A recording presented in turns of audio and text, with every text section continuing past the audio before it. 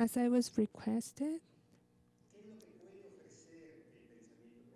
to answer what could offer the developing complex thinking, what Edgar Morin mentioned for an education, for a balanced and inclusive education,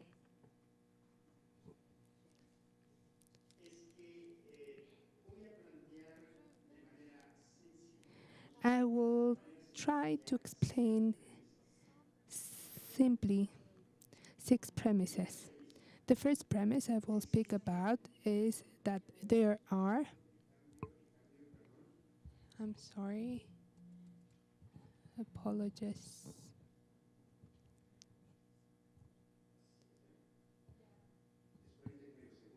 I'm sorry, but we'll take away the seconds I'm taking to manage this. But well, there are a couple of problems and challenges in our societies and countries, and many of them have called them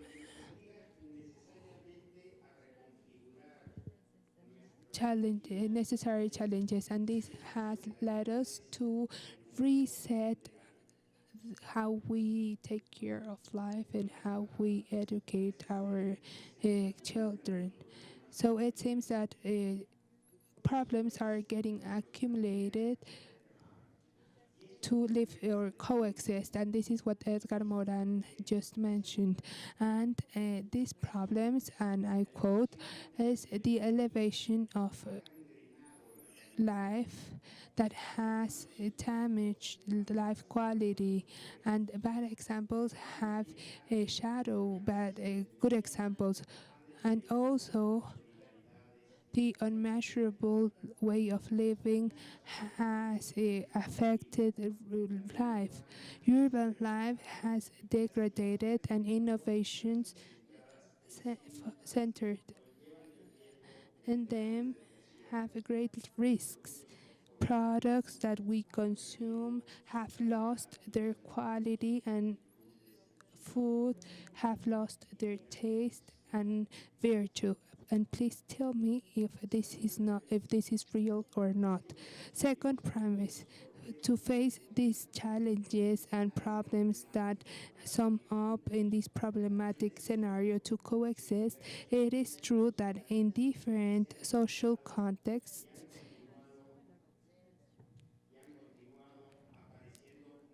there have been multiple and diverse initiatives for from spontaneous resistances of certain groups that aspire to live in a different way.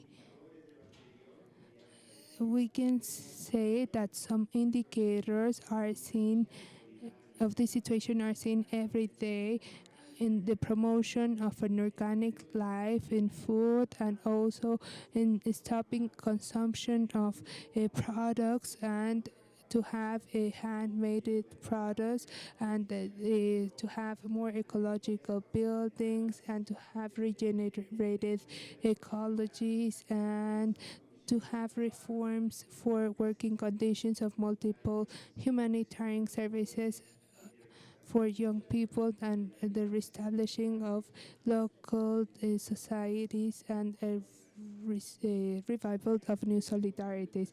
And this is where education, in its wider extent, I mean not only institutionally but also formally, and as Freire has said many time ago, has a central role. Now, as a third premise,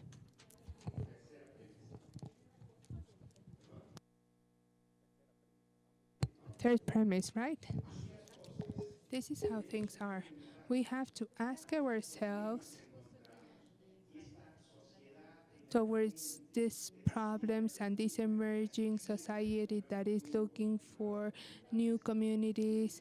We have to ask ourselves in what degree the education is reproducing, accompanying, or even encouraging or sharpening consciously or unconsciously the problems of living that we face as individuals, collectivities, and as humans, or in what degree the education is collaborating in the reconfiguration of better balanced and more inclusive societies. For and the social implications that excludes certain diversities of the world, as we have heard in here, and that forgets about the evolution process that gave origin to life and to our humanity, that does not take care on human beings and human living that impact and that coexist with us and that are facing also the same problems. We make education for competition, to form leaders and to form the best people in the world, even if we don't need them. And they are even damaging us because they have been educated by our institutions and they are part of those that are generating those problems. So we need to move and to look for another alternative and another way towards the future that could be understood as chances to live together and coexist with nature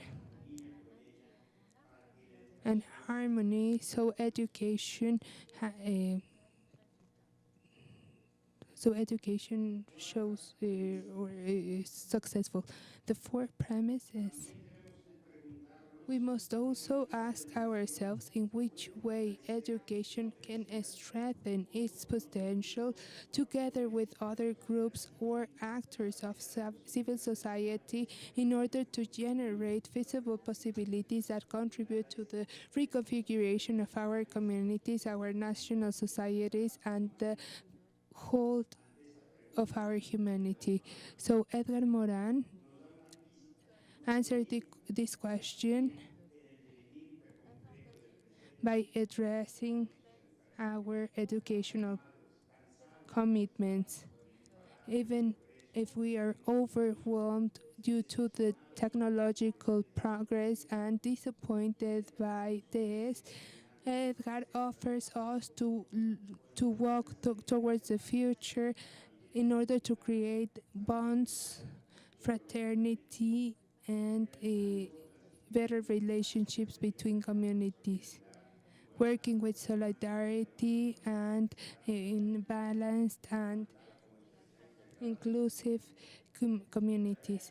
So this is an urgent task for everyone that works and that are interested on education, and for all of us as citizens.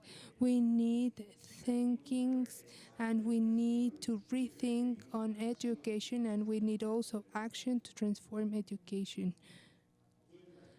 Fifth premise. Am I doing fine with time? How is it? Almost? Okay. Fifth premise. So it says that in order to rethink and to act towards problems, toward these problems, it is essential, not only urgent, because sometimes we just focus on urgency and we leave aside the essential things. So it is essential and not urgent to rethink and act on the problems of living, to propose and explore new possibilities in terms of education. That is, to think of content, organization, pedagogy processes that implies to change the landscape. So in other words, our universities, for example, have highlighted the importance of preparing experts in certain disciplines, while some of the collective problems require to have people able to expand their point of view and to provide responses to some other sectors that could impact that perspective. So this requires to have deep commitment at the level of content, priorities, intentions, and attempts of what the educational institutions are doing for education. And also, we need to rethink and act with other possibilities, creative and innovative, in order to reinvent ourselves in educational matters. And sixth and last premise, which is that there are different transformation ways towards education. The education reforms have to be have to rethink the content for the future and to widen their content, the interdiscipline, transdiscipline, and to have organizations that include or involve their participants, and to have activities out of the classrooms that are related to problems in the world. And you know about these better than me. So reinvention of education implies, and this is where we have to highlight even more, it is to have initiatives and pilot projects and new experiences with their follow-up and evaluation. So this means to imagine pedagogic alternatives that does not exist. I mean, other possible realities and other regulations that will allow us to offer better responses to the problems of our society.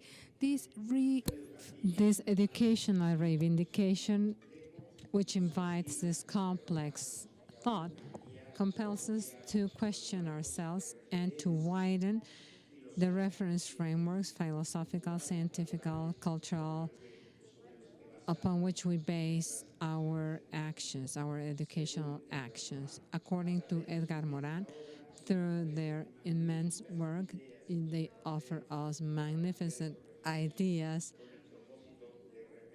in order to think and rethink what life will become, and all the life and mankind and everything.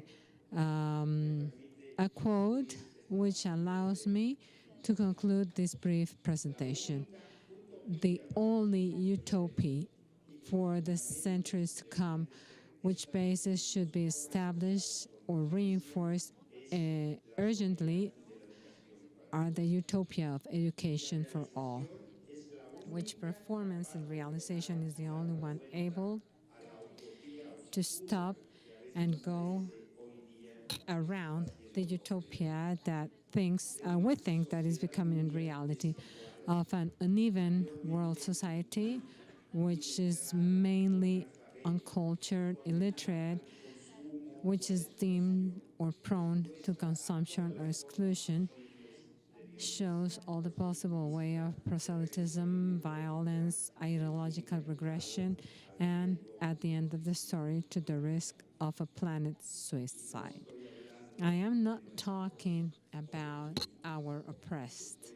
I am talking about what's happening in countries such as the United States of America. Thank you very much.